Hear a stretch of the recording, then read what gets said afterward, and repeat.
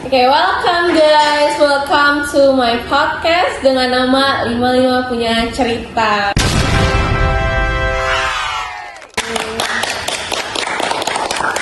Oke, sebelum further ado, kita enaknya kenalan dulu nggak sih? Benar-benar. Oke.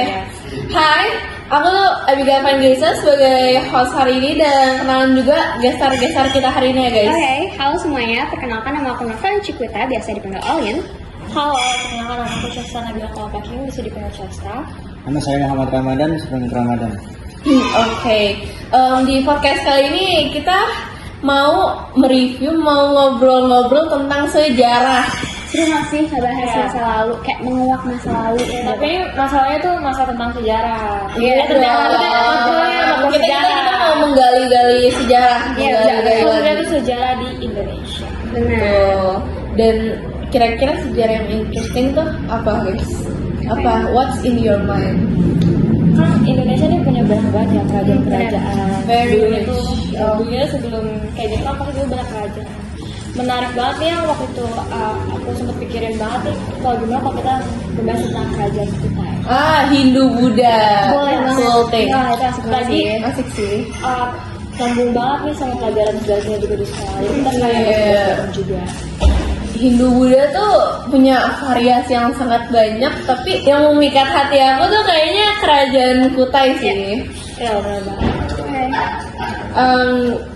Enaknya kita ngebahas dari mana? Ngebahas dari letak gak sih letak? Nah, Iya, kalau benar. dulu nih letaknya di mana nih? Tahu dong. Kerajaan Kutai itu terletak di daerah Kalimantan Timur. Kalimantan. Tempatnya itu ada di Kecamatan Apa tuh kesannya apa tuh? Muara Kaman. Yang lebih tepatnya lagi ada di tepi sungai di Mahakam. Mahakam.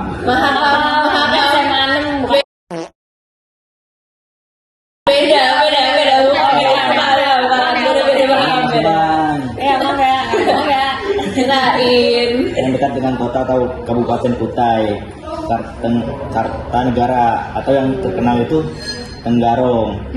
Dan letaknya itu strategis karena Apa tuh?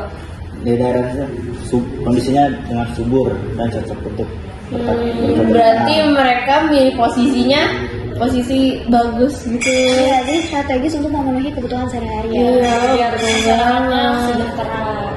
Iya. Bisa melihat perubahan apa revolusi ya, revolusi perubahan. Iya benar banget. Kutai ini tuh paling cepet gak sih kayak revolusinya yang paling kayak apa sih bisa dibilang rich gitu ya. Benar banget. Terus apa nih ada juga corak kerajaan sama sumber beritanya. Nah kan kerajaan Kutai itu kerajaan Hindu ya. Nih Kutai itu kerajaan Hindu tertua di Indonesia. Mereka tuh Fact nih, new fact baru. iya di fact mereka itu berdiri di abad keempat Masehi. Wow. Itu udah lama banget gitu guys. Lama banget. Kita masih gimana ya itu? Belum ada gitu Belum ada.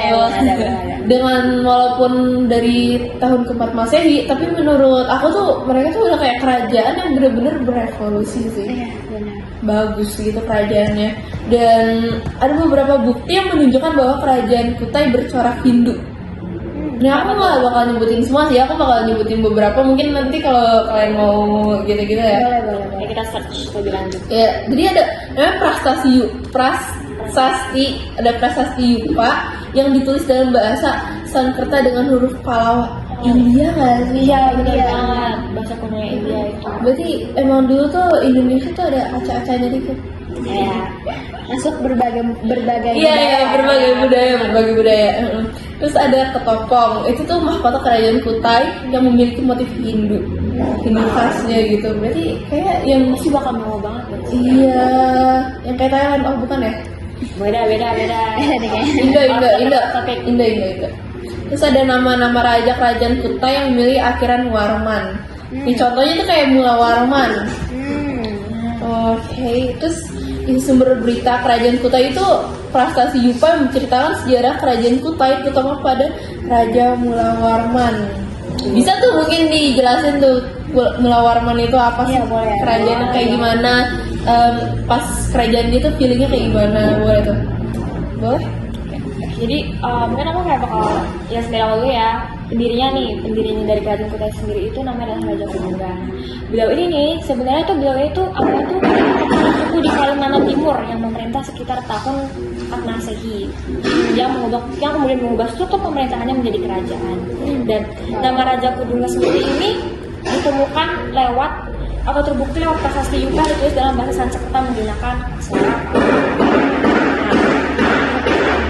Selanjutnya juga ada masa Lendangnya nih, masa kejayaan dan juga masa kemundurannya kerajaan Kutai Kartanegara. Nah, yang sekarang aku mau bahas sama masa kejayaannya dulu. Untuk masa kejayaannya ini itu ada di bawah pimpinan dari Raja Mula Warman yang tadi itu yang tadi interesting banget namanya. Dan ini menurut aku salah satu hal brilliant dari beliau adalah beliau itu pernah melakukan upacara pengorbanan emas dan membagikan emas kepada rakyatnya dan sebagai persembahan. Enak banget tuh kayak jadi rakyatnya ya.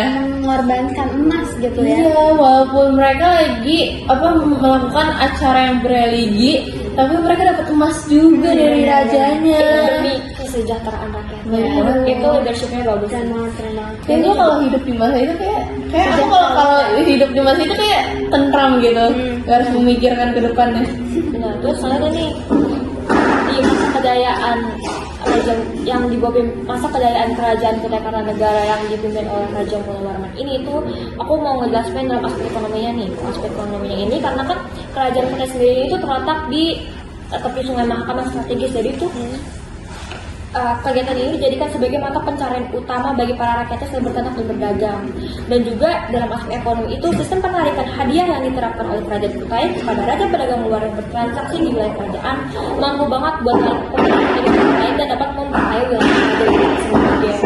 Bagus banget berarti cara ngepimpinnya ya. Benar banget. Nah, sekarang aku udah bahas aspek ekonomi nih, ada juga nih aspek sosial. Betul itu. Sosialnya ini masyarakat mampu menguasai bahasa Sanskerta dan huruf. Oh, yang India, bahasa India Iya, itu tadi. menurutku juga itu juga salah satu kerajaan yang berevolusi dan lumayan maju karena masyarakatnya ini mungkin yang dari awalnya nggak tahu atau masih dalam komunikasi menggunakan bahasa tertentu ini jadi lancar atau jadi nuansa ya. Itu bagus banget. Itu salah satu contoh revolusi yang menurut aku tuh kayak cepet ya untuk di abad keempat ya kayaknya. Dan dengan ini pun hal ini menandakan bahwa mereka termasuk golongan terdidik yang dinamakan golongan Brahmana dan Ksatria. Bagus banget kan ya. Jadi mereka mungkin awal dari golongan biasa tiba-tiba langsung pas mereka menguasai bahasa Sanskerta dan huruf Patra langsung dijadikan golongan Brahman, golongan terdidik yang bernama Brahmana dan Ksatria. Ya maksudnya tuh kayak dengan mereka mempelajari itu mereka berhak sih dapat kayak gitu, karena kan mungkin ada beberapa di saat itu yang kayak masih kesusahan untuk mempelajari bahasa kayak gitu. Jadi dengan mereka udah lancar dengan bahasa apa tadi namanya Sanskerta. iya Sanskerta itu mereka cocok sih dapat julukan kayak gitu. Next juga ada aspek politik nih, yang paling aku highlight nih khas politiknya karena menurutku ini hebat banget. Sama masa pemerintahan kerajaan Kutai oleh Raja Mula Warman ini, stabilitas politik mereka tuh benar-benar stabil itu. Bagus Bayangkan selama mungkin kayak berapa dekade, berapa masa jabat. Ya lama kan jabatnya. Iya lumayan lama dan itu mereka benar-benar stabil. Raja Mula Warman benar-benar handle semua dengan stabil. Itu tuh leadershipnya in another level banget. Harus diamalkan. Dan juga leadershipnya ini akibat kestabilitasan politiknya ini juga menjadi kekuatan terbesar yang berpengaruh signifikan terhadap aspek lainnya. Dan terakhir buat aspek dari kejayaan masa kerajaan Kutai ini ada aspek agama, yaitu keberhasilan Raja Mula Warman untuk menyatukan kehidupan penganut agama Hindu, Siwa dan golongan Brahmana. Serta juga Raja Mula Warman ini tuh mampu menciptakan kebebasan memilih agama Hindu dalam bermacam-macam alirannya. Oh, biasanya tuh raja tuh suka kayak nyuruh rakyatnya untuk ngikutin agama dia. Ya boleh banget bebas. Lagi dalam kategori kalau misalnya itu dalam kategori memaksa nih. Karena ini bebas. Jadi itu Baik ya, wawasannya freedomnya. bagus ya. Nah terus nih ada juga masa kemunduran. Dan masa kemunduran Oh, kerajaan kita ini terjadi itu dan akibat ya. pergeseran politik di Jawa pada abad ke-4 Masehi yang menyebabkan keruntuhan kerajaan Kutai. Dan para perantau yang berasal dari Jawa ini mengarungi lautan dan tiba di daerah ini yang menyebabkan pecahnya pertempuran antara kerajaan Kutai Martapura dan kerajaan Kutai Kartanegara. Yang pertempuran ini tuh singkatnya secara itu berakhir dengan ditaklukkannya kerajaan Kutai Martapura oleh kerajaan Kutai Kartanegara saat itu diperintah oleh Raja Pangeran Cina Panji Mendata. Padahal bagus banget kerajaan Kutai ya. Tapi sayangnya dalam pertemuan ini kalah. Dan hal ini juga menimbulkan perubahan nama kerajaan nih menjadi kerajaan Kutai Kartanegara Jelas, tangannya. Ing Martadika. Jelas, tetangga jelas. Ya, jadi campur-campur gitu ya. Oke, mungkin kita bisa lanjut ke ngebahas letak strategis ya kali ya. Letak strategis dari kerajaan Kutai. Nah, yang udah dibilang berkali-kali, kerajaan Kutai itu berada di tepi Sungai Mahakam yang memudahkan masyarakat untuk bercocok tanam. Makanya kita nggak akan kaget lagi untuk melihat evolusi pas zaman kerajaan Kutai sih. Karena dari letak strategisnya aja udah memungkinkan mereka untuk bercocok taman menjadi sumber daya yang banyak gitu kan.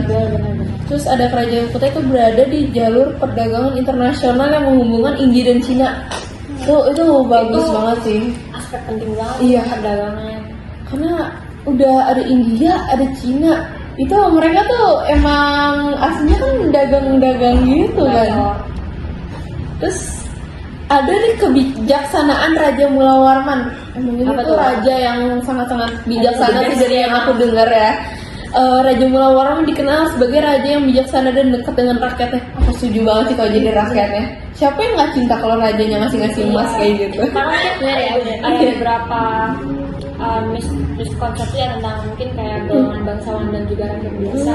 Gitu kan bangsawan mungkin kayak ada, ini nggak semua itu mungkin ada beberapa sebagian oknum yang kayak arogan karena merasa kayak kasta aku lebih tinggi loh karena aku bangsawan. Tapi ini Raja Mula Warman tuh Nggak, tidak dengan iya. rakyat, down to earth banget. Dia nggak milih-milih, guys nggak boleh milih-milih teman dia. Terus Raja Mula Warman melakukan upacara pengorbanan emas itu yang tadi itu sifat-sifat kebaikan dia. Baik banget Orang baik apalagi pengorbanan emas. Terus nih yang tadi kamu belum sebut Ces. Raja Mula Warman memberikan sedekah 20.000 ekor lembu kepada para Brahmana yang udah bisa bahasa India tadi itu loh. Itu juga salah satu faktor penting ya, karena bisa meningkatkan ini nggak sih motivasi mereka untuk belajar. Iya, apalagi yang belum terlalu Keren sih. memasuki bahasanya gitu ya. Udah belajar, kita bisa dapat reward juga. Iya. Mantap sih itu. Makin kemotivasi nggak sih kayak gitu? Aku kalau jadi rakyatnya mau banget sih gitu. Iya, dan walaupun mereka ada di pertengahan India dan Cina, tapi kerajaan Kutai itu lebih banyak ke India nih. Jadi ada hubungan baiknya dengan India. Terus kerajaan Kutai itu menjadi hubungan baik dengan India di bidang perdagangan. Makanya bahasanya tuh bisa masuk ke kerajaan Kutai ini. Dan ada kerajaan Kutai juga menerima unsur budaya luar, terutama budaya India, namun tetap memelihara dan melestarikan budaya sendiri. Itu open minded banget rajanya. Itu sih yang bagus sih dari cara memimpin. Dia melihat dari semua aspeknya, dia care sama rakyat-rakyatnya. Panas sih masa kejayaan tuh ada di masa rajanya. Gimana cara dia memimpin juga efektif sih. Kagum banget sih sama dia. Iya. Mungkin Nextnya apa lagi nih yang mau kita bahas yang lebih mendalam lagi nih? Oke. Ada apa nih? Jadi aku mau ngejelasin nih, kerajaan Kutai itu ternyata pernah mengalami kemunduran karena beberapa faktor. Di antaranya tuh kayak ada pergantian pemimpin yang tiba-tiba dan cepat. Oh, yang tadi yang war itu. Iya benar. Itu. Terus ada pertempuran dengan kerajaan Kutai Kertanegara, tadi juga udah disebutin. Terus serta tumbuhnya kerajaan Islam di Indonesia. Oh Jadi iya. mulai Awalnya yang mungkin Karena kan kental banget ya sama budaya Hindunya nih. Hindu, iya benar. Terus nih di sini aku bakalan ngejelasin lebih detail lagi. Jadi setelah Raja Mula Warman ini meninggal, kondisi kerajaan ini menjadi tidak jelas. Hal ini tuh membuat kerajaan kewalahan, terutama dalam bidang pertahanan. Terus Raja Dharma Setia, raja terakhir kerajaan Kutai, tewas dibunuh oleh Pangeran Sinum Panji Mendapa dari Kesultanan Kutai. dibunuh pangerannya. Yang tadi pertempuran tadi Mungkin dia mau memperebutkan tahta kali ya. Awal niatnya. musuh kerajaan baru Kertanegara. Iya, dia mau mengambil tahta. Nah selanjutnya ini kerajaan Kutai ini akhirnya ditaklukkan oleh Kesultanan Kutai yang bercorak Islam. Jadi udah mulai muncul nih Islamnya. Jadi Indonesia kepulauan Islam gitu. Nah dari situ kerajaan Islam ini tumbuh pesat di berbagai wilayah Indonesia termasuk di tanah air. kerajaan Islam ini bersaing hebat dengan kerajaan Hindu-Buddha dan mengancam keberadaannya. Terus selanjutnya nih aku mau ngejelasin warisan-warisan dari kerajaan Kutai. Wah, Menarik nih. warisan ini menarik nih itu warisan Pasti ini. ada di museum gak sih ya kan? Ya, peninggalan-peninggalan gitu. Jadi warisan kerajaan Kutai ini berupa peninggalan-peninggalan yang mencerminkan kekayaan budaya dan sejarah kerajaan. Peninggalan-peninggalan Bagus nggak sih itu kayak peninggalannya pasti bagus banget ya dari apa cerita-cerita yang kita dapat pas masa-masa di Kutainya tuh udah kebayang gitu. Iya, tadi juga Sudah udah. kenapa? Oke, jadi aku mau nyebutin nih beberapa peninggalan-peninggalannya. Yang pertama tadi udah disebutin yaitu prasasti Yupa. Jadi prasasti Yupa ini prasasti yang berbentuk tiang batu andesit setinggi 1 meter. Prasasti ini ditulis dalam bahasa Sanskerta dengan huruf Pallawa. Terus yang kedua ada arca. Jadi arca-arca seperti kelompok Siwa dan Buddha dua yang disimpan di cagar budaya arca. Terus yang ketiga ada perhiasan. Jadi kayak kalung Siwa, kalung uncal, dan kura-kura emas. Yang selanjutnya ada senjata. Terus senjata ini ada keris Bukit Kang yang digunakan oleh Permaisuri Aji Putri Karang Melenu, istri Raja Kutai pertama. Bagus tuh namanya tuh. Ya kan? Pasti dari itu tuh pasti ada bisa kita lihat gak sih di Museum-museum ya. Benar. Kayaknya yang paling Boleh lah, interesting apa? tuh, yang paling interesting tuh yang apa ukiran pakai bahasa apa tadi?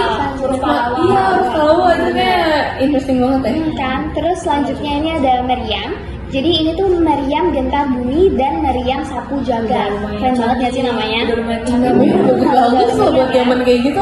tahun 400 sama sih. Empat sih Oh iya lagi. Benar.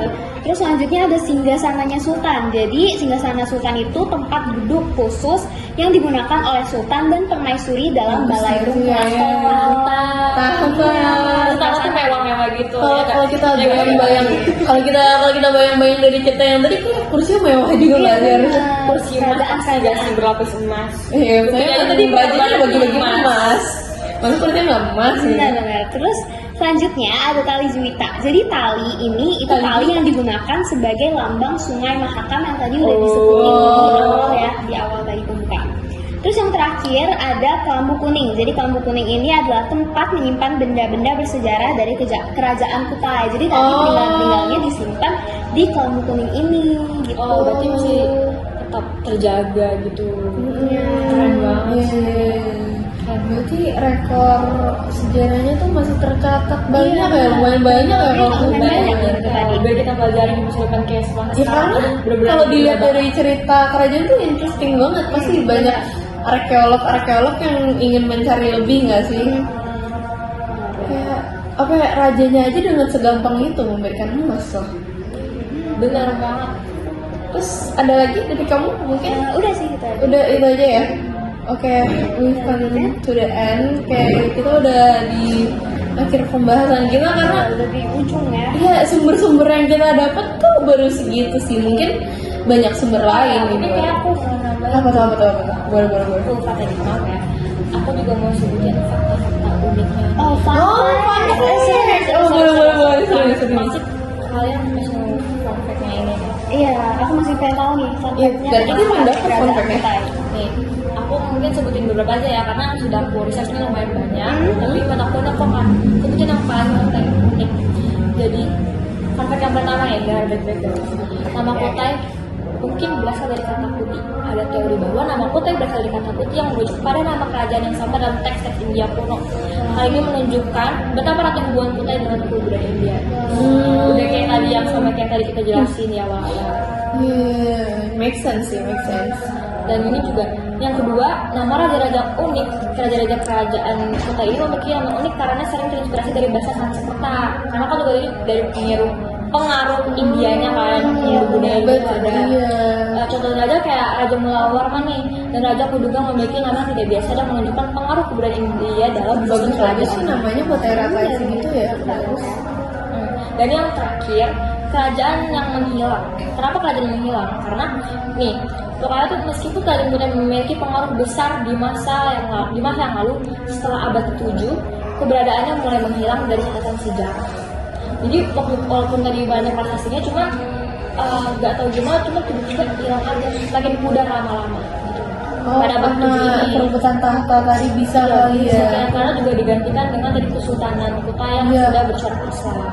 Dan hal ini mungkin karena adanya perubahan dalam jalur perdagangan dan perayaan kekuasaan Oh iya, kerajaan bisa, besar bisa. seperti Sriwijaya dan Majapahit itu. Karena kan di tengah-tengah ya yang Kuta itu ya, di tengah-tengah India Cina itu ya. Sampai kan juga setelah kerajaan Kuta itu ada kerajaan Sriwijaya Majapahit yang lebih, tapi Majapahit lebih gede lagi. Iya, benar-benar banget sih. Sayangnya menghilang secara tiba-tiba tanpa jejak gitu ya. Keren banget sih, aku kalau ngebahas sejarah kerajaan Kuta itu masih amazed. Kalau ngebayanginnya sih kayak menurut aku itu kerajaan yang benar-benar maju gitu loh kalau Kuta itu. Beneran megah banget ya. Iya. Pada zaman segitu yang mungkin kayak masih banyak keterbatasan, ini udah lumayan maju banget Benar, loh. benar. Iya. Oke, I think that's all for today ya. Ada yang mau nambah lagi nggak? Enggak kan? I think that's enough. Enough ya, enough pembahasan kita mungkin belum terlalu luas ya, tapi Semoga saat ini semoga bermanfaat. Semoga Iya. ya. semoga kita bisa sedikit mengedukasi kalian juga di sini. Dan kita bawa masan juga.